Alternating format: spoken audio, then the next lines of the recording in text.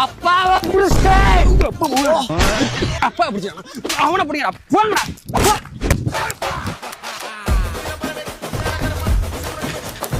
எங்க ஓடுறா, வளைஞ்சு போடா, உடாய்க்கான.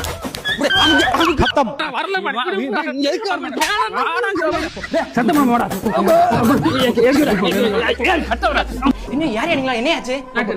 என் பிள்ளைக்கு உடம்பு சரியில்லை. 4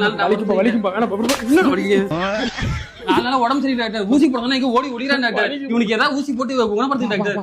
ஏமா அந்த வெள்ளை ஊசில எடுத்து போட்டு விடு.